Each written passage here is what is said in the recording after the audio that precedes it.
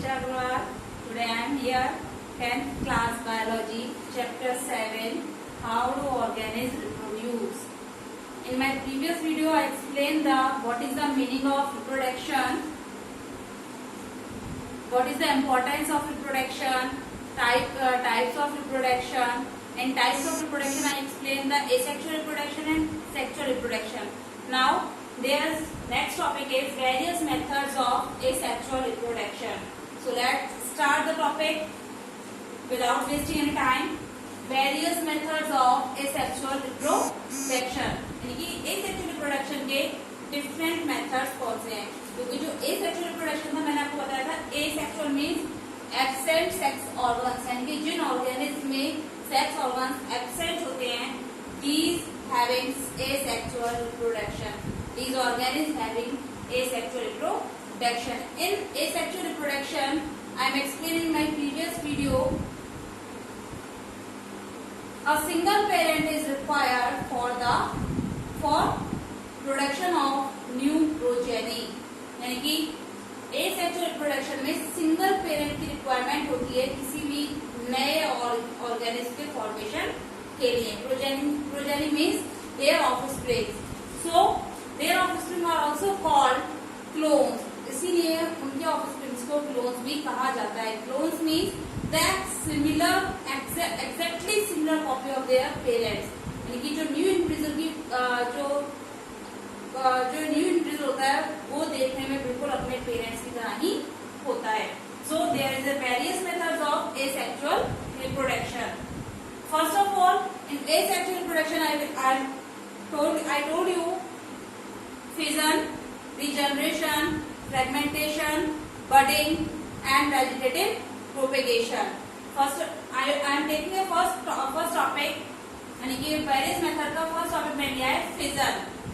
Then what is fission? Fission क्या है? It is found only in unicellular organisms. मैंने आपको पहले बताया था asexual reproduction जो होता है वो किसमें होता है? Lower organisms and plants.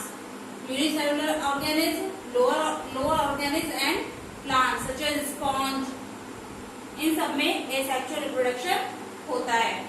First fission. Fission it is found only in unicellular organisms. यानी कि जो fission जो मेथड है वो केवल यूनिसेलुलर ऑर्गेनिज्म में ही पाया जाता है.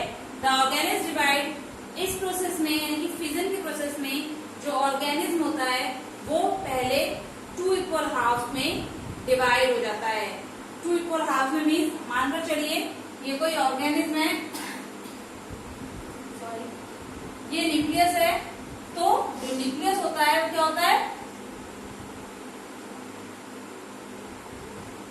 2 इक्वल हाफ में डिवाइड हो जाता है. जो न्यूक्लियस है किसी भी ऑर्गेनिज्म का वो 2 इक्वल यानी कि 2 बराबर हिस्सों में डिवाइड हो जाता है और उसके आसपास का जो जेनेटिक मटेरियल होता है वो भी इक्वली दोनों पार्ट्स में डिवाइड हो जाता है. Each part is able. और ईच पार्ट यानी कि अगर मानकर चलिए 2 या 2 से ज्यादा पार्ट्स में डिवाइड होता है तो जो पार्ट्स हैं उसके वो एबल होते हैं हर एक पार्ट से न्यू ऑर्गेनिज्म का फॉर्मेशन करने के लिए. Fission it is found in unicellular organisms. The organism is divided into 2 equal halves or more parts, and each part is able to produce new individual. इस process को हम कहते हैं fission.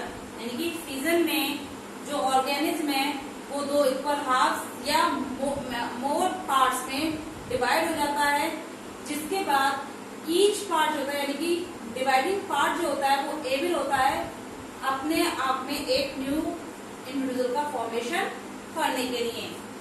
नेक्स्ट है there are 2 types of fission. Fission के types क्या हैं? First is binary fission and second is multiple fission. Binary fission जैसे कि बाइनरी आपने पढ़ा होगा कंप्यूटर में. Binary means 2. Sorry students, binary means 2 parts. यानी कि जब ऑर्गेनिज्म 2 इक्वल हाफ में, मैंने आपको यहाँ बताया था फिजन में ऑर्गेनिज्म जो है 2 या 2 से ज्यादा पार्ट्स में डिवाइड होता है. तो बाइनरी में क्या होगा? बाइनरी में जो ऑर्गेनिज्म है वो 2 इक्वल हाफ में डिवाइड हो जाता है और each divided part make a new organism. और जो डिवाइडेड पार्ट होता है वो उससे एक अमीबा। अमीबा में क्या होता है, अमीबा जब रिप्रोडक्शन की प्रोसेस होती है, जब उसमें एसेक्सुअल रिप्रोडक्शन होता है बाइनरी फ्यूजन के थ्रू, क्या होता है, उसका जो न्यूक्लियस होता है वो पहले 2 इक्वल हाफ्स में डिवाइड हो जाता है। जब वो 2 इक्वल हाफ्स में डिवाइड होता है तो जो उसका साइटोप्लाज्म होता है वो भी न्यूक्लियस के साथ इक्वल पार्ट्स में डिवाइड हो जाता है। और जब वो जो आपका उसका साइटोप्लाज्म की जेनेटिक मटेरियल है और उसका जो स्ट्रक्चर है, जब वो 2 इक्वल हाफ पार्ट्स में टूट जाता है तो हर एक पार्ट से एक नया ऑर्गेनिज्म फॉर्म होता है। इस प्रोसेस को हम कहते हैं binary fission. Binary fission, parental organism divide into 2 equal half bye simple mitotic division. Simple mitotic division के द्वारा जो पेरेंटल ऑर्गेनिज्म है वो 2 इक्वल पार्ट्स में डिवाइड हो जाता है and each half receives equal genetic material and able to grow into a new individual.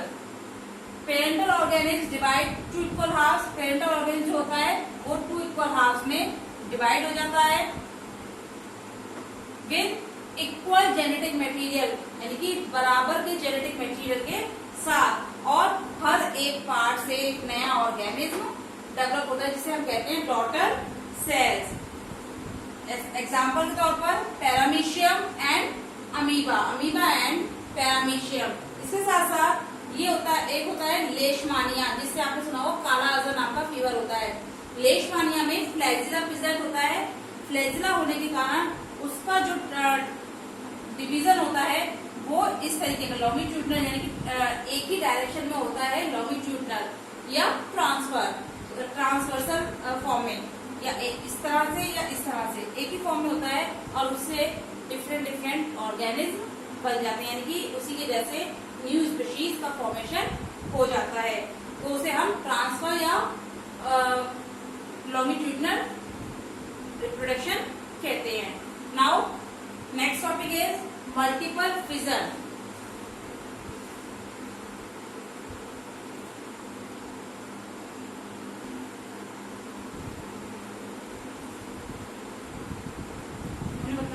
आपको in binary fission parental body divides into 2 nuclei and each nuclei divided into 2 daughter cells। जैसे मैंने यहाँ diagram बनाया है amoeba का, it is a parental cell of amoeba. ये amoeba की parental cell है जिसमें ये न्यूक्लियस प्रेजेंट है। ये न्यूक्लियस पहले 2 पार्ट्स में डिवाइडेड किया माइटोटिकली, सिंपल माइटोटिक प्रोसेस के द्वारा न्यूक्लियस के 2 पार्ट्स बना लेता है। उसके बाद इक्वल पार्ट में साइटोप्लाज्म को डिवाइड करते हुए न्यूक्लियस को अलग अलग कर देता है, यानी कि nucleus differentiate into 2 equal parts. Now each equal part makes a new individual, जिसे हम कहते हैं daughter amoeba. Okay, it is the process of binary fission. Now next topic is multiple fission. There are 2 types of fission, binary fission and multiple fission. Binary fission I explain you, and now let's start the multiple fission. Multiple fission, parental body is divided amitotically to produce many nuclei, small nuclei. Parental body जो होती है वो amitotically, यानी कि बिना mitosis process के द्वारा, यानी कि बिना माइटोटिक प्रोसेस के द्वारा जो न्यूक्लियस होता है वो छोटे छोटे स्मॉल पीसेस में ब्रेक डाउन हो जाता है, और इसके बाद जो न्यूक्लियाई होता है वो अपने आसपास के एरिया से कुछ साइटोप्लाज्म कलेक्ट कर लेता है। उसके बाद पेरेंटल बॉडी जो होती है वो डिवाइड हो जाती है मैनी स्मॉलर पार्ट्स में, पीसेस में, जिसमें एक न्यूक्लियाई होता है और उसके साथ कुछ होता है साइटोप्लाज्म। मैंने आपको बताया था parental body is divided amitotically to produce many small nuclei. Parental body जो होती है वो डिवाइड हो जाती है एमाइटिकली, जिसमें वो बहुत सारे स्मॉल न्यूक्लियाई का प्रोडक्शन करती है। इसके बाद जो एक न्यूक्लियाई होता है, हर एक न्यूक्लियाई क्या करता है, उसके आसपास के एरिया से साइटोप्लाज्म को कलेक्ट कर लेता है। जब साइटोप्लाज्म हो जाता है तो पेरेंटल बॉडी होती है वो डिवाइड हो जाती है, इसमें मैनी स्मॉलर पीसेस में, हर एक पीसेस में एक न्यूक्लियाई प्रेजेंट होता है, और उसके साथ न्यूक्लियाई ने जो साइटोप्लाज्म कलेक्ट किया था वो भी उसके साथ प्रेजेंट होता है। इसके बाद वो जो पीसेस होते हैं, दीज पीसेस आर एबल, यानी कि each piece is able to new a new individual, यानी कि हर एक पीस जो होता है वो एबल होता है एक नए इंडिविजुअल को डेवलप करने में, यानी कि each piece develop a new individual. Example plasmodium. Plasmodium आपने सुना भी होगा, 9th क्लास में आपको एक डिसीज पढ़ाई गई थी, why do we fall in में मलेरिया। मलेरिया पैरासाइट जो होता है वो होता है प्लाज्मोडियम, जो मॉस्किटो के द्वारा फैलता है और ह्यूमन बॉडी में इसका साइकिल कंप्लीट होता है। तो प्लाज्मोडियम जो होता है क्या करता है, इसमें मल्टीपल फ्यूजन होता है। जब प्लाज्मोडियम ह्यूमन बॉडी में पहुंचता है तो वो तेजी से मल्टीप्लाई करता है और कई सारे न्यूक्लियाई बना लेता है और ईच न्यूक्लियाई से एक नया ऑर्गेनिज्म फॉर्म कर लेता है। ठीक है, I hope all of you understand the fission process in binary fission and multiple fission. Now I am taking next topic is budding.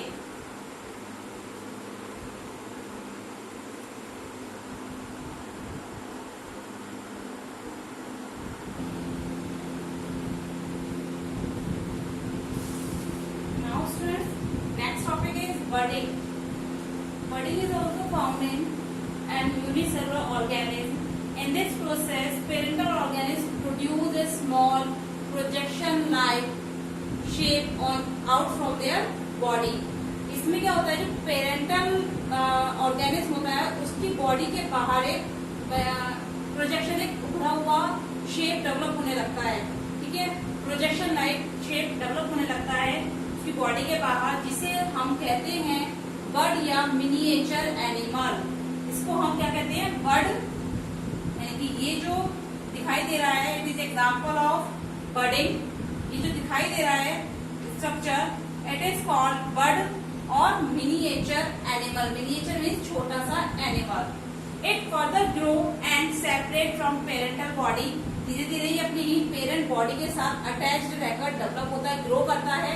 जब ये प्रॉपरली ग्रो हो जाता है, मैच्योर हो जाता है, तो ये अपनी पेरेंट बॉडी से सेपरेट हो जाता है and develop a new organism, और डेवलप होने लगता है न्यू ऑर्गेनिज्म के रूप में।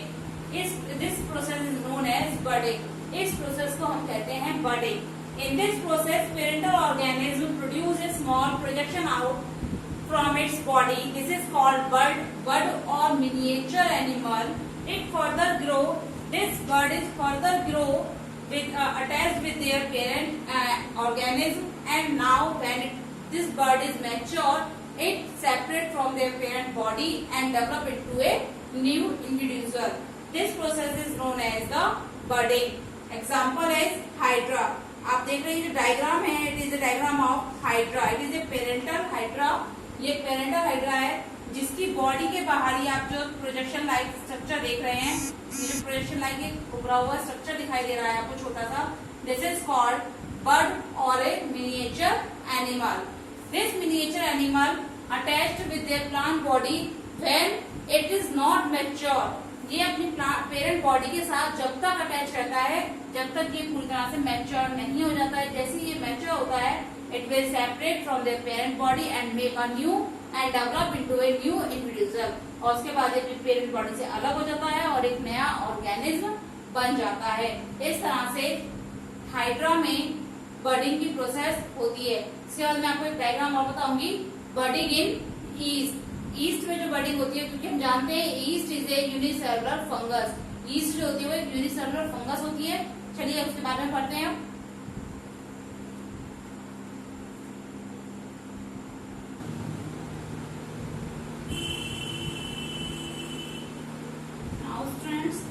Budding in hydra, I have to explain you all of you. And now budding in yeast. Yeast is we are knowing that the yeast is a unicellular fungus. Yeast जो होती है एक unicellular fungus होती है। जब ये budding process के through reproduction करती है, सेक्सुअल रिप्रोडक्शन करती है, तो उसकी पेरेंट सेल yeast पर की बॉडी पर स्मॉल प्रोजेक्शंस डेवलप हो जाते हैं। जैसे हाइड्रा की बॉडी पर होते हैं, इसी तरह से इसकी बॉडी पर भी ये स्मॉल डेवलपिंग बर्ड यानी स्मॉल प्रोजेक्शंस डेवलप हो जाते हैं, जिसे हम कहते हैं बर्ड। और यही बर्ड जो होती है धीरे धीरे लार्ज होती जाती है, एक नई बर्ड के रूप में डेवलप हो गई है। धीरे धीरे यही बर्ड लार्ज होती जाती है और साइज में, और बर्ड के ऊपर एक नया प्रोजेक्शन डेवलप हो जाता है। यानी कि मान लो चलिए इस बर्ड के ऊपर एक नया प्रोजेक्शन डेवलप हो जाएगा। धीरे धीरे वो प्रोजेक्शन लार्ज होगा और उसी प्रोजेक्शन के ऊपर एक नया प्रोजेक्शन डेवलप हो जाएगा। इस तरह से बनती है चेन ऑफ बर्ड, यानी कि बर्ड्स की चेन बनती जाती है, यानी कि प्रोजेक्शंस की चेन बनती जाती है। जब ये मैच्योर हो जाते हैं then they will be separate to their parent body and make a new individual और ईस्ट सेल, और एक अपने आप में एक नया ईस्ट सेल बनाते हैं, यानी कि हर एक बर्ड से एक नया ईस्ट सेल बनता है। And this process is known as budding. Yeast is an unicellular fungus. When it reproduced by budding process, a small projections develop on its upper part of the cell. This is known as bud, and bud is become larger in their size. On this bud, a new projections develop again or continues and make a chain of buds, and then each bud develop a new yeast cell. This process is known as budding in yeast. Now next topic I am explaining you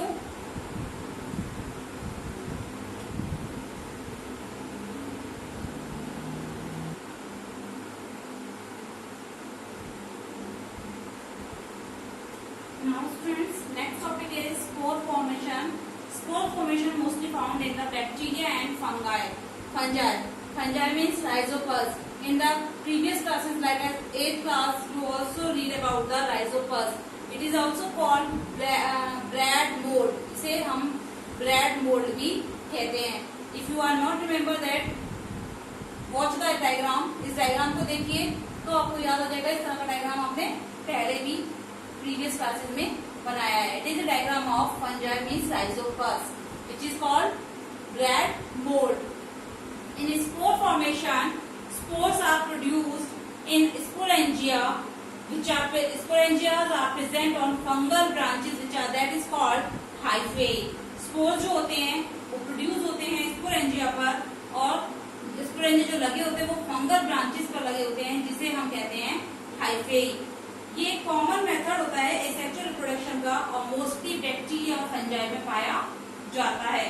इसमें spore जो होते हैं most probability motile होते हैं. Motile means move करने वाले होते हैं.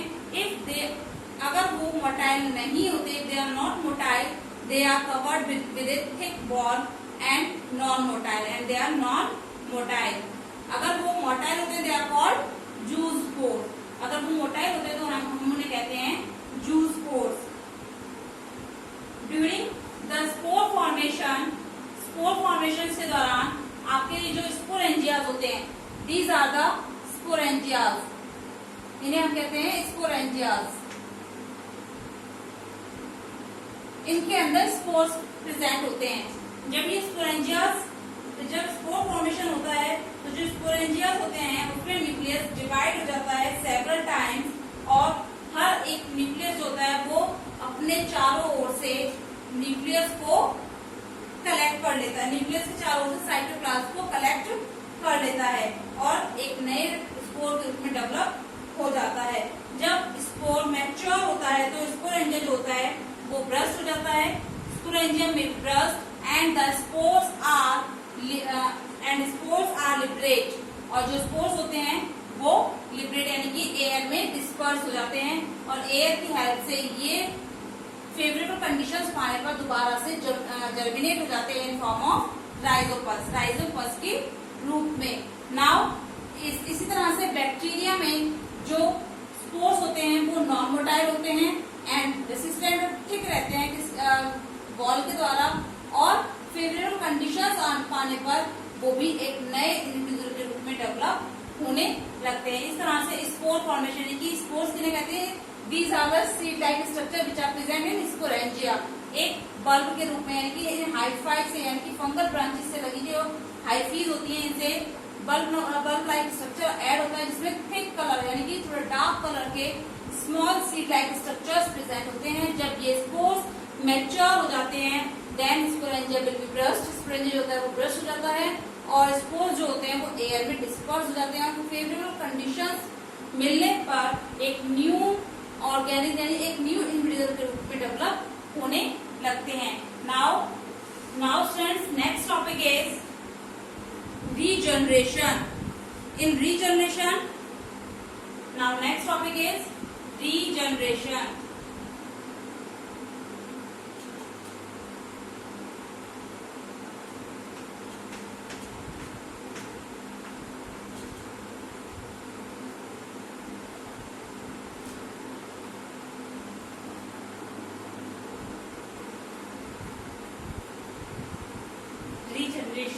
रीजनरेशन जैसा कि मैंने आपको पहले बताया था, री means again, generation means generate करना, यानी कि जो ऑर्गेनिज्म अपनी बॉडी में दोबारा से जनरेशन करके न्यू ऑर्गेनिज्म डेवलप कर सकते हैं, it is called regeneration. It is developmental process. Developmental process होती है दैट इन्वॉल्व्स, जिसमें इन्वॉल्व होता है ग्रोथ, मॉर्फोजेनेसिस यानी कि मॉर्फोलॉजिकल चेंजेस, जो मॉर्फोलॉजिकल कहते हैं जैसा उनका स्ट्रक्चर दिखाई देता है, and differentiation in tissues. Developmental process में इसमें हम ग्रोथ के बारे में, मॉर्फोजेनेसिस के बारे में और डिफरेंशिएशन टिश्यूज के बारे में पढ़ते हैं. यानी कि इसमें हम जो रीजनरेशन होती है एक डेवलपमेंटल प्रोसेस होती है जिसमें इन चीजों में डिफरेंशिएशन होता है. ठीक है, डेवलपमेंट होता है यानी कि ग्रोथ हो जाएगी किसी भी ऑर्गेनिज्म में, उसके जो मॉर्फोलॉजिकल कैरेक्टर्स हैं वो डेवलप हो जाएंगे, या जो टिश्यूज हैं उनमें डिफरेंशिएशन हो जाता है. सबसे पहले ये रीजनरेशन जो हुआ था ये डिस्कवर किया था ट्रेवले ने हाइड्रा में, यानी कि उन्होंने सबसे पहले ये जो प्रोसेस देखी थी वो हाइड्रा में देखी थी ट्रेवले ने. लोअर एनिमल्स में जो रीजनरेशन की पावर होती है वो बहुत ज्यादा होती है, जबकि हायर एनिमल्स में ये पावर लिमिटेड होती है. जैसे कि प्लेटिहेल्मिन्थीज, स्पॉन्जिस, सिलेंट्रेट्स होते हैं, इनमें रीजनरेट करने की पावर बहुत ज्यादा होती है. यहाँ पर मैंने आपको एग्जाम्पल दिया है प्लेनेरिया का, and planaria is a platyhelminthes organism. ठीक है, ये प्लेनेरिया है जो ऑटोटॉमी के द्वारा अपने आप ही 3 पार्ट्स में डिवाइड हो जाता है, यानी कि 3 पार्ट्स में कट हो गया है 3 पार्ट्स में. तो वो अपने हर एक पार्ट से न्यू इंडिविजुअल जनरेट कर लेता है, रीजनरेट कर लेता है. यानी कि उसका upper part makes a new planaria, center part makes a new plane area, and the lower part also make a new plane area. और फिर जब ये सेल्स मैच्योर हो जाते हैं तो एक ये न्यू इंडिविजुअल ग्रुप में डेवलप हो जाते हैं, यानी कि एक प्लेन एरिया से 3 प्लेन एरिया उनके डेवलप हो गए. जैसे हायर एनिमल्स हैं, आपने देखा होगा बॉल लिजार्ड, आपने अपने घरों में भी देखा होगा कि छिपकली की जब पूंछ कट जाती है तो धीरे धीरे उसको दोबारा से न्यू टेल डेवलप होने लगती है उसकी बॉडी में. ठीक है, इसी तरह से स्टारफिश जो होती है, स्टारफिश में भी ये पावर होती है कि अगर उसकी कोई स्टारफिश कैसी होती है, इस तरह की होती है स्टार की तरह. अगर कोई उसकी एक आर्म ब्रेक हो जाती है तो उसके अंदर भी ये एबिलिटी होती है कि वो अपनी इस न्यू आर्म को जनरेट, यानी कि जो आर्म उसकी अलग हो गई है उससे एक न्यू ऑर्गेनिज्म डेवलप कर लेगी और उसकी बॉडी में दोबारा से एक न्यू आर्म जनरेट हो जाएगी, यानी प्रोड्यूस हो जाएगी. इस तरह से ये रीजनरेशन की प्रोसेस ऑर्गेनिज्म में होती है. Last topic is fragmentation. Fragmentation भी रीजनरेशन की तरह ही होता है.